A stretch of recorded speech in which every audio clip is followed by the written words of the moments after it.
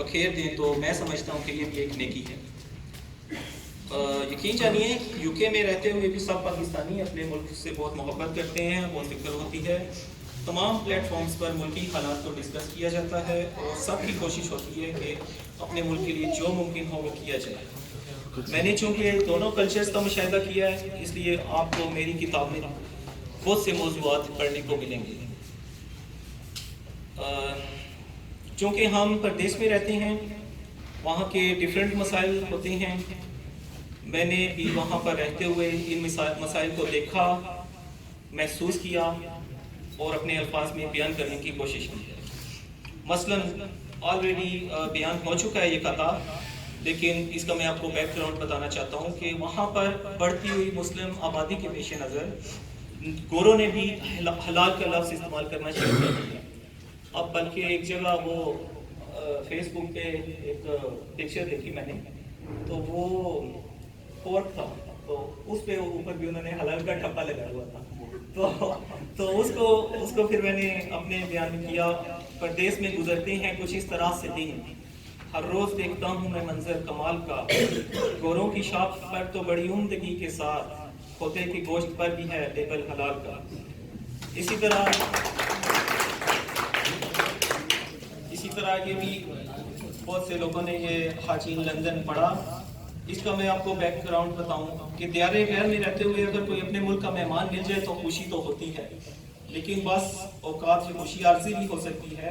وجہ آپ کو یہ حاجی لندن جو قطع سنایا گیا، اور یہ واقعی ایک ریئل واقعہ ہے جو میرے دوست ان کے مہمان پاکستان سے تشریف لائے اور انہوں نے آتے ساتھ ہی کہا سر دیر ہو رہی ہے تو قبلہ کس طرف ہے، تو میں نے نیچے جا کے نماز کو دیا، ان جائے نماز قبلے کا رخ بتایا اور اوپر آ کے گپ شپ ہوئی، تو تھوڑی دیر بعد وہ جب سیر و سپاٹے کی بات ہوئی تو کہتے ہیں یار میں وہ فلان کلب جانا ہے تو اس سے پہلے وہ انٹروڈکشن کروا چکے تھے کہ انہوں نے اتنے حج کیے اتنے، تو میں اب ان کی شکل دیکھ رہا ہوں، تو اس وقت میں نے یہ پھر قطع لکھا کہ حاجی لندن، گرمیوں کے روزے تھے، دن بہت ہی لمبے تھے، خوب ہی عبادت کی، فیض چکھ لیے سارے، سن کے میں ہوا حیران جب کہا یہ حاجی نے، اب کلب بھی لے جائیں روزے رکھ لیے سارے۔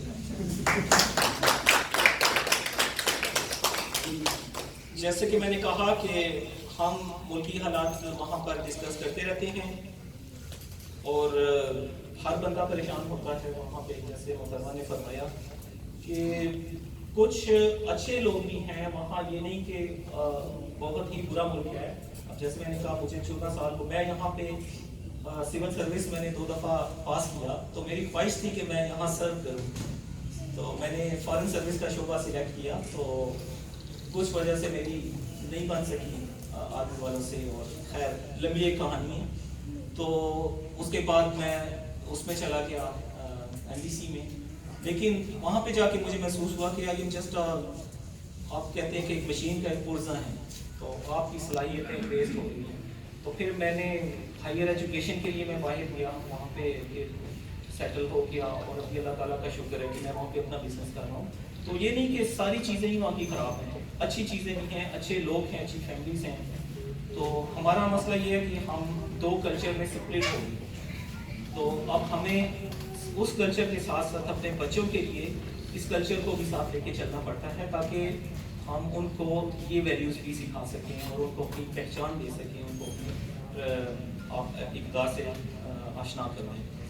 تو ایک قطع میرا لکھا ہے سیاسی سنڈی، اس پہ ہے سیاست کے حوالے سے ہے، نچوڑے جا رہے ہیں اس وطن کو، نچوڑے جا رہے ہیں اس وطن کو، یہ کھمبوں پر بھی کنڈی کی طرح ہے، تباہی کر گئے فصلوں کی اصل، سیاست دان سنڈی کی طرح ہے۔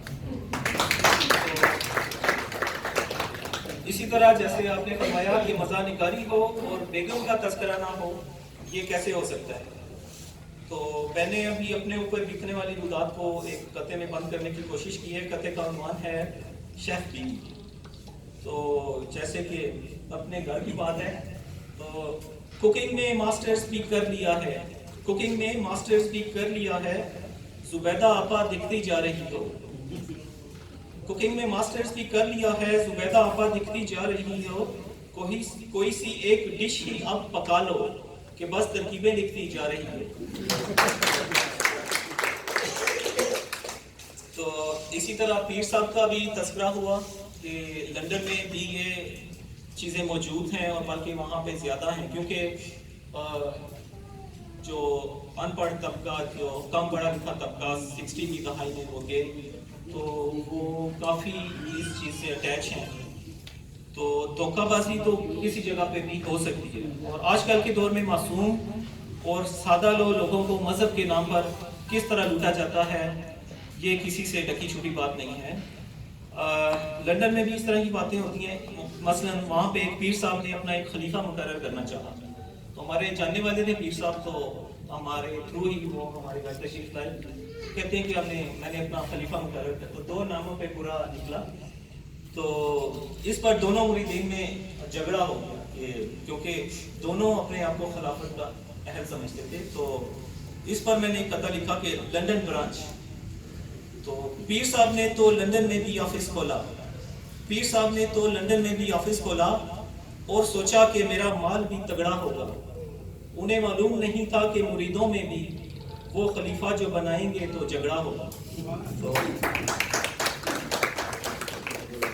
اسی طرح مہنگائی کا سب لوگ رونا روتے ہیں. پچھلی دفعہ جب میں پاکستان آیا تو یہاں پر کچھ فروٹ اور سبزی خریدنے کا اتفاق ہوا. دکاندار کو جب پتہ چلا کہ میں باہر سے آیا ہوں تو دام ایک دم بڑھا دیے گئے. تو اسی تناظر میں نے لکھا قطع جس کا عنوان ہے چونا. بازار میں تو پہلے سے مہنگے فروٹ تھے، سبزی کا دام اس نے بھی دونا لگا دیا. ایک پان والا روز لگاتا تو تھا مگر سبزی فروش نے بھی ہے چونا لگا دیا. تو اسی طرح کیونکہ شعراء حضرات سے میرا رابطہ وہاں پہ بھی رہتا ہے، مشاعروں میں آنا جانا لگا رہتا ہے. تو جیسے کل یہاں پہ کشمیر کا ایک مشاعرہ تھا، تو مجھے مہمان اعزاز کے طور پر جناب بن صدر بھی موجود تھے، تو ان سے ملاقات ہوئی. تو میں ان کا شکر گزار ہوں اس حوصلہ افزائی کے لیے. اسی طرح مجھے ایک مشاعرے میں مہمان خصوصی بنا دیا گیا. تو میں نے مہمان خصوصی کے طور پر جو محسوس کیا اس کو آپ کے سامنے میں پیش کرنا چاہتا ہوں. قطعے کا عنوان ہے کہ مہمان خصوصی. تو میں تو مہمان بن گیا لیکن شاعروں کے عجب سیاپے تھے. رات دن تھے مشاعرے ان کے، صبح کو چائے اور پاپے تھے. محترم خواتین و حضرات، آخر میں آپ سب کی تشریف آمد کا دوبارہ شکریہ ادا کرنا چاہتا ہوں. اگر کسی وجہ سے کسی کو کوئی بھی بات ناگوار گزری ہو تو ان کی خدمت میں بس اتنا ہی عرض ہے کہ معافی رکھیے.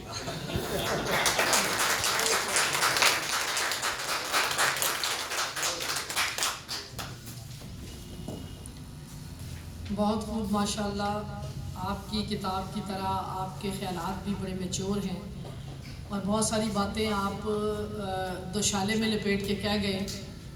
چونکہ میں ایک ایجوکیشنسٹ ہوں اور وہ ایک بات پہ میرا جو ذہن ہے وہ ٹھہر گیا کہ آپ نے فرمایا کہ گوروں کے دیش سے 14 سال گزارنے کے بعد جب میں واپس آیا تو مجھے یہاں پہ کوئی اور تو خاص چینج نظر نہیں آئی، حالات وغیرہ ویسے ہی تھے، لیکن ویلیوز اور رویے کافی بدل گئے. بہت اہم پوائنٹ کی طرف انہوں نے اشارہ کیا، لیکن میں سمجھتی ہوں کہ دس از مائی پروفیشنل اوبلیگیشن کہ میں اس پہ تھوڑی سی بات ضرور کروں، کیونکہ آپ بھی باہر رہے اور ہم یہاں رہ کے اپنی نئی نسلوں کو سنوارتے رہے اور ان کی تربیت کے لیے ہم جہاد کرتے ہیں، جنگ کرتے ہیں. اور میرا ہمیشہ کسی بھی انٹرویو میں ایک ہی پیغام ہوتا ہے کہ ہمارے ہاں اچھے اساتذہ ہیں، اچھی پرنسپلز بھی ہیں، ادارے بھی ہیں، تعلیم بھی ہے، لیکن تربیت اڑ گئی ہے، تربیت نہیں رہی.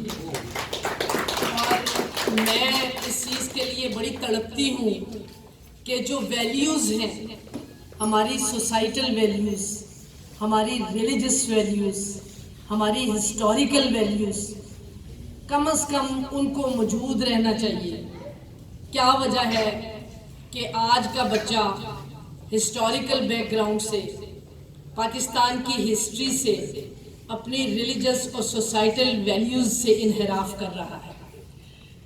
مجھے یاد پڑتا ہے کہ جب ہم چھوٹے تھے تو ہماری مائیں، ہماری نانیاں دادیاں ہمیں اپنی گودیوں میں بٹھا کے اپنے ساتھ لٹا کے ہمیں قائد اعظم اور علامہ اقبال کی کہانیاں سنایا کرتی تھی۔ اب ہم کیوں اس طرح نہیں کرتے؟ کیوں ہمارے بچے کے پاس اتنا ٹائم نہیں ہے؟ انسٹرکشنل ٹیکنالوجی کا دور ہے، بچے کو کیا مصیبت پڑی ہوئی ہے کہ وہ جو چیز اپنے پیارے دوست موبائل اور اپنے لیپ ٹاپ سے حاصل کرتا ہے، اس سے ہٹ کے وہ اپنے اساتذہ کی، اپنے پیرنٹس کی، اپنے بڑے بہن بھائیوں کی نصیحتیں سنے۔ They are residing in the computer age and we are the borrowers. ہم ادھار سے سیکھتے ہیں اور وہ اس دور میں پیدا ہوتے ہیں۔ میں یہ کہتی ہوں کہ ہمیں بچے کے ساتھ اس دور میں انڈلج ہو جانا چاہیے۔ اگر ہمیں موبائل پسند نہیں، انٹرنیٹ پسند نہیں، ہمیں ٹچ موبائل کی ٹیکنیکلٹیز نہیں پتہ، ہم نے اپنا فیس بک اکاؤنٹ نہیں کھولا، ہمارے پاس ہمارے ای میل ایڈریس نہیں، تو پلیز سب کچھ کیجیے اپنی آنے والی جنریشن کے لیے، اپنے بچوں کی ویلیوز کے لیے۔ جب ہم ان کے دور میں گھسیں گے تو وہ ہماری بات بھی سنیں گے۔ اگر وہ ہماری نصیحت نہیں سن رہا تو کیا ہر جگہ کہ آپ ایک مارننگ میسیج میں کوئی اپنا ایسا میسیج کمیونیکیٹ کر دیجئے کہ وہ آپ کی ویلیوز کے ساتھ ساتھ چلنا شروع ہو جائے۔ آج کا بچہ بہت ذہین ہے، ہمیں ان بچوں وہ ہم اس میں ماننے میں کوئی آر نہیں ہے کہ وہ ہم سے بہت آگے ہے، تو کیا حرج ہے کہ ہم اس بات کو مان لیں کہ بہت ساری چیزوں میں، انسٹرکشنل ٹیکنالوجی میں ہم ان سے کہیں پیچھے رہ گئے۔ ایز وی آر ریلیکٹنٹ، ہم سیکھنا نہیں چاہتے، ہم کہتے ہیں نہیں ہمیں وہ چھوٹا والا پرانا موبائل ہی دے دو جس سے ہم صرف کال سن لیں اور کر لیں، ہم سے نہیں ہے ٹچ موبائل کی ٹیکنیکلٹیز کو سمجھا کرتا۔ تو نہیں، میں یہ اتنی ہی بات کرنا چاہ رہی تھی۔ میں ان کو خوش آمدید بھی کہوں گی، اس کے ساتھ ساتھ اپنے خیالات کے اظہار کے ساتھ ساتھ کہ میں نے یہاں دیکھا ہے کہ x director general audit and accounts جناب سعید اختر ملک صاحب جو ہیں، مشہور افسانہ نگار و ادیب اور 2 کتابوں کے مصنف بھی ہیں، آپ یہاں تشریف لائے ہیں، آپ کو خوش آمدید کہتے ہیں۔ درس و تدریس سے وابستہ ہیں اور شاعری کی 2 کتابیں منظر عام پہ آ چکی ہیں، ایک کتاب انگریزی نظموں کے تراجم کی بھی منظر عام پہ آ چکی ہے۔ میڈم تشریف لائیں۔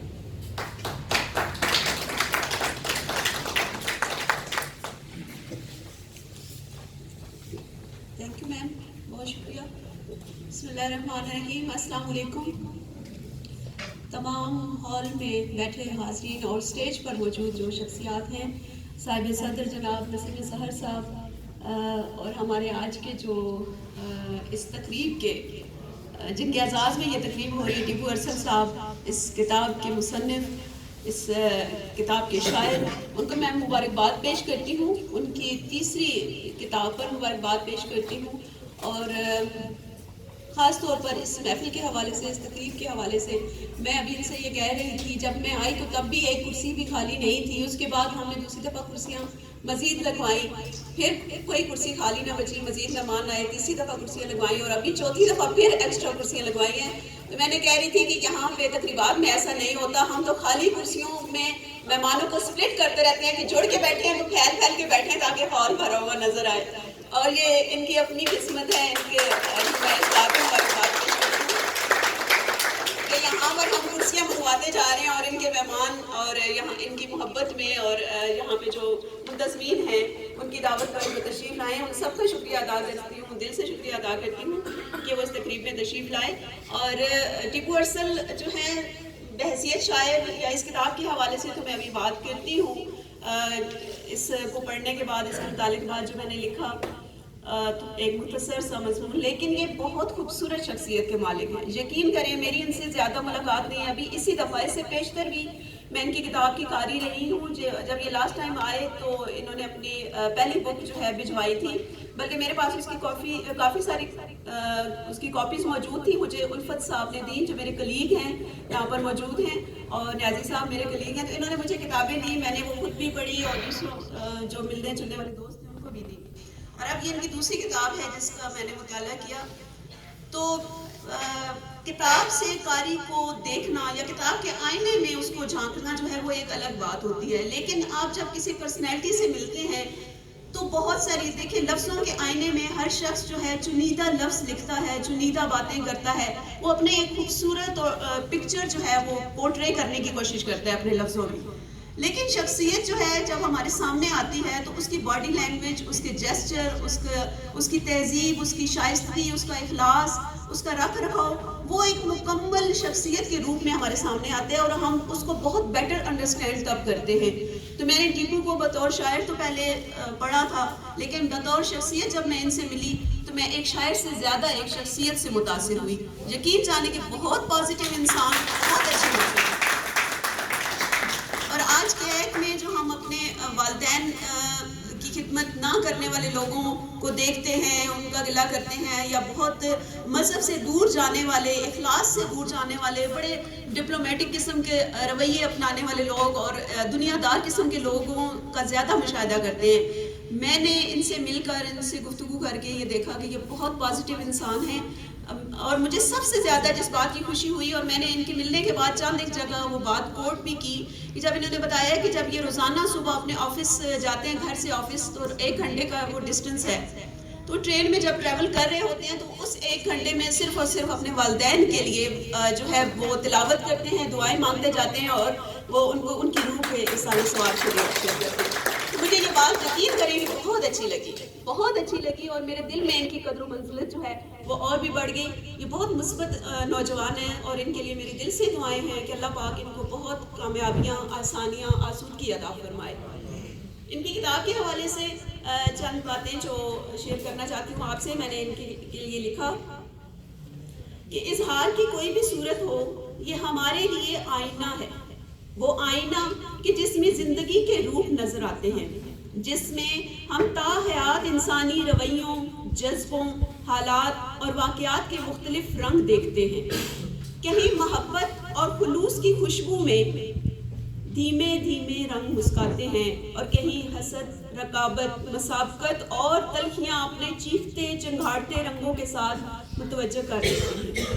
ادب کا آئینہ بھی زندگی کے رنگوں کے ساتھ ادب کا آئینہ بھی زندگی کے رنگوں سے سجے مختلف رویوں اور اظہار کا کینوس ہے. ہر قلمکار اپنے اپنے چنیدہ رنگوں سے اس کینوس پر نقش اتارتا ہے، بناتا ہے، اور انہی رنگوں سے یہی رنگ ایک وقت ایسا آتا ہے کہ اس کی شناخت کے رنگ بن جاتے ہیں. ٹیپو ارسل زندگی کے کینوس پر اپنے چنیدہ رنگوں سے مصوری میں مصروف ہیں اور اپنی پہچان بنا چکے ہیں. محبت کی مٹھاس میں بھیگے دل میں گھر کرتے رنگوں سے نظمیں اور غزلیں لکھتے لکھتے وہ عشق رسول میں ڈوبی نعتیں کہنے لگے. اور پہلے مجموعے کے بعد ان کا دوسرا شعری مجموعہ نعتیہ کلام پر مبنی تھا. آج ہمارے سامنے وہ اپنے فن کے کینوس پر مزاحیہ شاعری کا رنگ لیے کھڑے ہیں. چلبلے، رسیلے اور نوکیلے موضوعات پر شگفتہ انداز میں لکھے ہوئے، بالکل ایسے جیسے ان کے چہرے پہ سجی مسکان آپ کے دل میں جگہ بناتی محسوس ہوتی ہے. اور ان کی شخصیت ایسی دل پذیر کہ ایک ہی ملاقات میں اپنی مثبت طرز فکر اور روشن خیالی کی وجہ سے سامنے والے کے دل میں جگہ بنا لیتے ہیں. ان کی مزاحیہ شاعری میں اس کتاب کے صفحات میں ہی محفوظ نہیں بلکہ ان کی مزاحیہ شاعری اس کتاب کے صفحات میں ہی محفوظ نہیں بلکہ ان کی گفتگو میں بھی وہی شگفتگی محسوس ہوتی ہے. ان کے موضوعات سیاسی اور سماجی، قومی اور ذاتی نوعیت کے ہیں.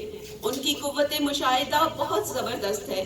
وہ اپنے مشاہدات کو ایک لطیف پیرائے میں بیان کرنے کا ہنر بھی رکھتے ہیں.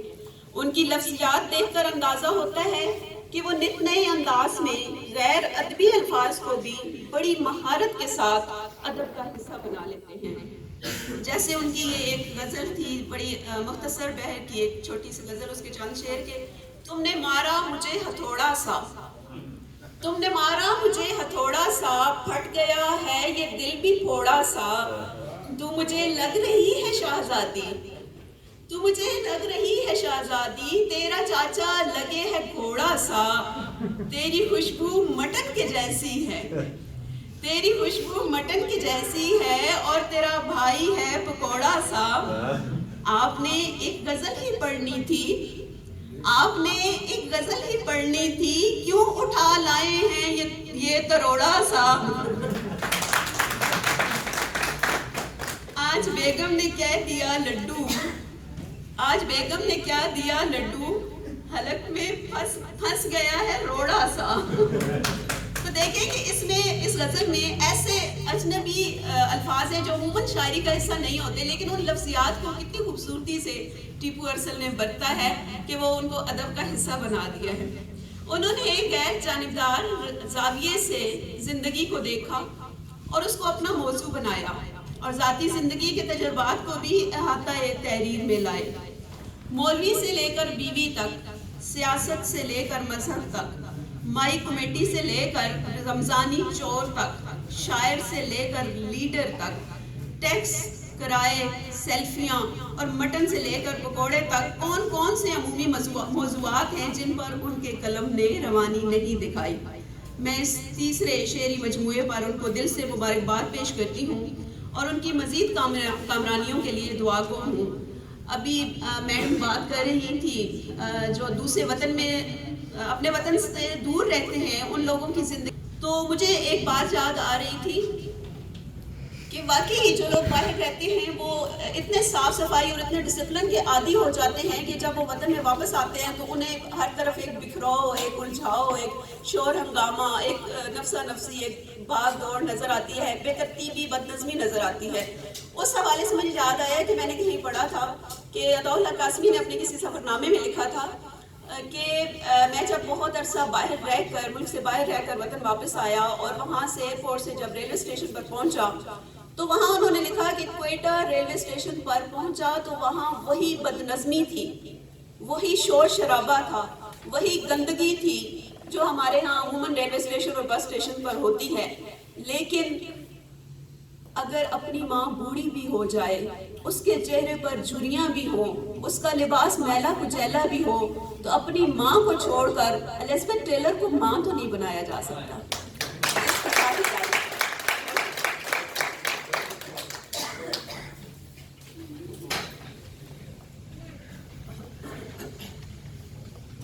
آج ماشاءاللہ جو ٹیپو ارسل صاحب ہیں ان کی جو بک ہے معافی رکھیے گا کے حوالے سے ہمیں بہت اچھے سامعین، قارئین سب اور مقررین ملے ہیں اور ان کی گفتگو میں بہت جان ہے۔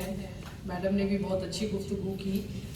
میں ٹیپو ارسل صاحب سے ملنے کے بعد ایک شعر میرے ذہن میں آ رہا ہے جسے پڑھنا چاہوں گی کہ سنا ہے بولے تو باتوں سے پھول جھڑتے ہیں، سنا ہے بولے تو باتوں سے پھول جھڑتے ہیں، یہ بات ہے تو چلو بات کر کے دیکھتے ہیں۔ یقیناً انشاءاللہ ان کے ساتھ ہمارا تعلق رہے گا اور ان سے بات چیت، اور انشاءاللہ اچھے فنکشنز میں میں بھی انہیں انوائٹ کروں گی، اور باقی بھی جو ہمارے احباب یہاں پہ آئے ہوئے ہیں جن کی گفتگو نے مجھے انسپائر کیا، میں ضرور انہیں اپنے اچھے فنکشن میں کال کروں گی۔ اور اس کے ساتھ ہی میں راجہ قیوم صاحب جو ہمارے قابل احترام نام ہے اردو ادب کا، اور ڈی جی ریٹائرڈ ہوئے ہیں منسٹری آف انفارمیشن سے، اور ادب سے تعلق رہا، ابھی بھی ہے، اور کئی کتابوں کے مصنف ہیں۔ یونیورسٹی آف رشیا میں خوبصورت لیکچرز ڈیلیور کرتے رہے اور وہاں پریس کونسلر بھی رہے۔ تو راجہ صاحب یہ میری بھی خوش نصیبی رہی ہے کہ I was once a member of censor board from the ministry of information. تو میں چونکہ میرا تعلق رہا اس لیے مجھے بہت اچھا لگ رہا ہے کہ میں آپ کو اسٹیج پہ بلا رہی ہوں، تشریف رکھیں۔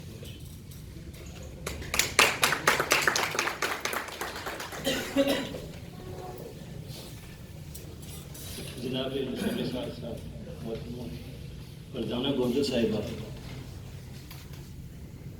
داؤد کیف صاحب، سعید ملک صاحب، جناب ٹیپو ارشد صاحب، ان سے اور ان کی کتاب سے میرا یہ پہلا تعارف ہے۔ کتاب تو میں نے نہیں پڑھی، لیکن اس کا PDF مجھے جو ہے وہ علی اصغر سمر صاحب نے پوری طرح پڑھا دی ہے۔ ہماری نسل کے جو لوگ ہیں ان میں زیادہ یہ چیزیں جو ڈیجیٹل چیزیں ان میں زیادہ ہمارا نہیں ہوتا، لیکن بہرحال تو یہ میں نے دیکھی، اور چونکہ کوئی کسر نہیں چھوڑی جناب داؤد کیف صاحب نے بھی اور باقی بھی سارے مقررین نے، بڑی خوبصورت تقریر تھی شازیہ اکبر صاحبہ کی بھی، اور سب نے اپنے اپنے موضوع سے پورا انصاف کیا ہے۔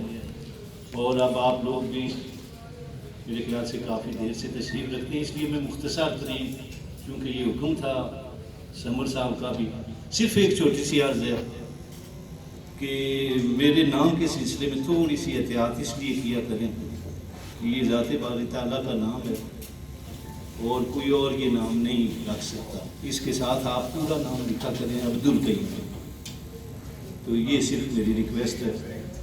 اور ویسے شعری حوالے سے میرا جو نام ہے وہ اطہر قیوم راجہ ہے، اس نام سے میں لکھتا ہوں اشعار جو۔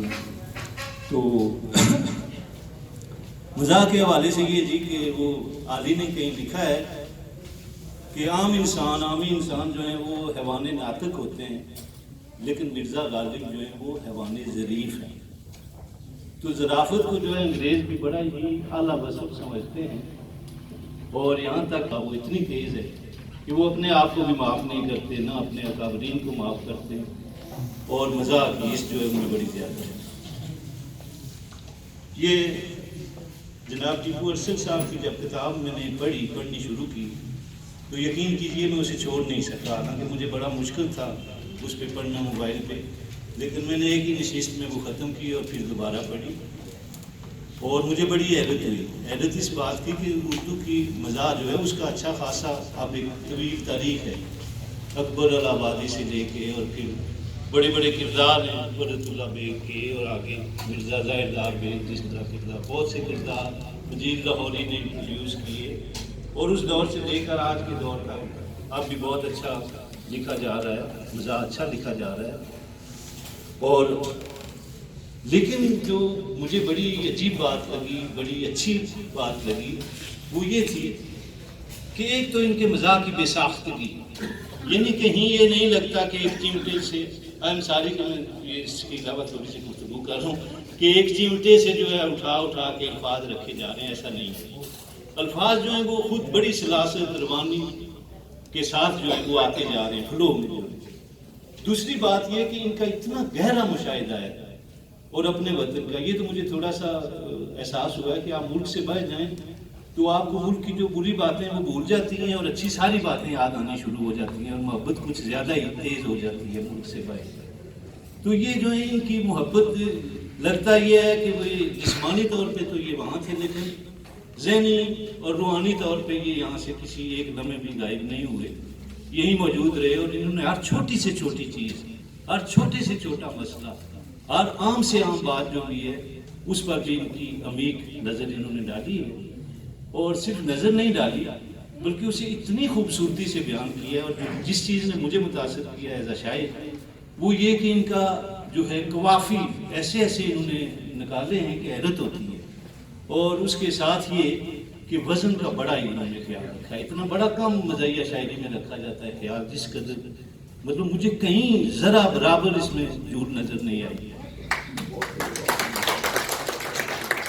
اب چونکہ سمر صاحب کا یہ حکم تھا، میں زندگی میں پہلی دفعہ لکھا ہوا مضمون پڑھ رہا ہوں، چونکہ مجھے وہ اس طرح پڑھنے سے مجھے اس کا اتفاق نہیں ہوا، تو میں یہ ہے تھوڑا سا ہے ہی تلخیص ہی ہے۔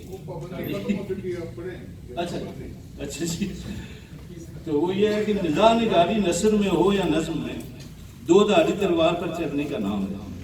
ذرا سا توازن بگڑا تو مزاح طنز و تشنیع بلکہ پھوڑ پن اور ابتذال کے گڑھوں میں جا گرتا ہے۔ اگر مزاح نگار مزاح کے دائرے میں رہنے کی شعوری کوشش کرے تو پھسپھسا پن اور غیر فطری انداز جنم لیتا ہے۔ اخلاقیات کے مضامین کو ہدف مزاح بنائے تو لگتا ہے کہ بھاشن دے رہا ہے۔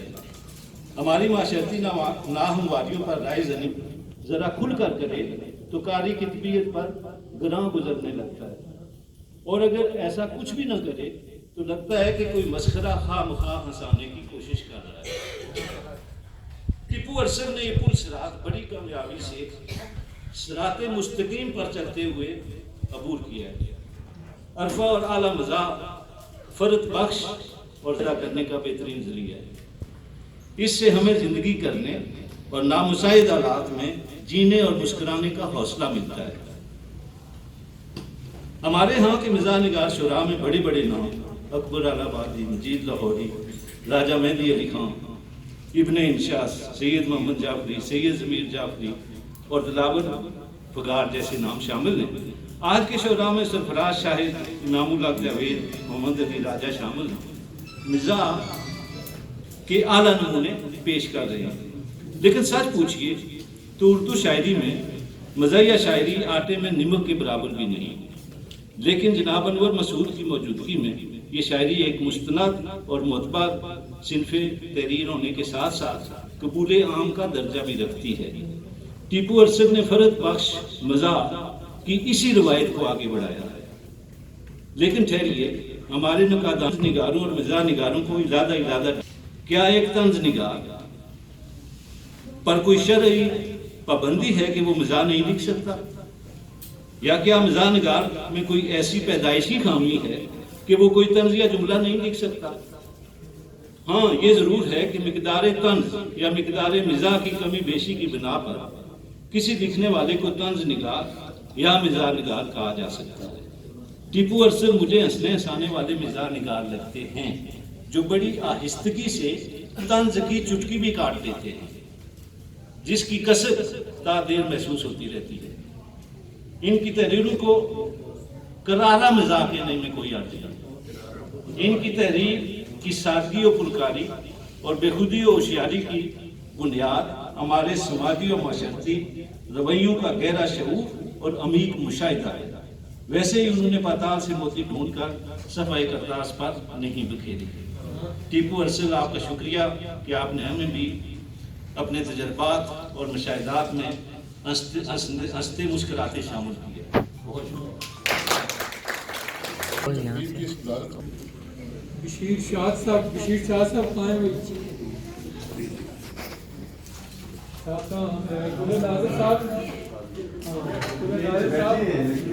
آپ کا بھی شکریہ، کیونکہ شکریہ تو آپ کا پہلے ادا کر دیا گیا ہے، لیکن میں آپ نے فوٹوگرافی بھی کی ہے، اس کا بھی شکریہ۔ ایسے میں بھی لے لوں، ہاں اس سے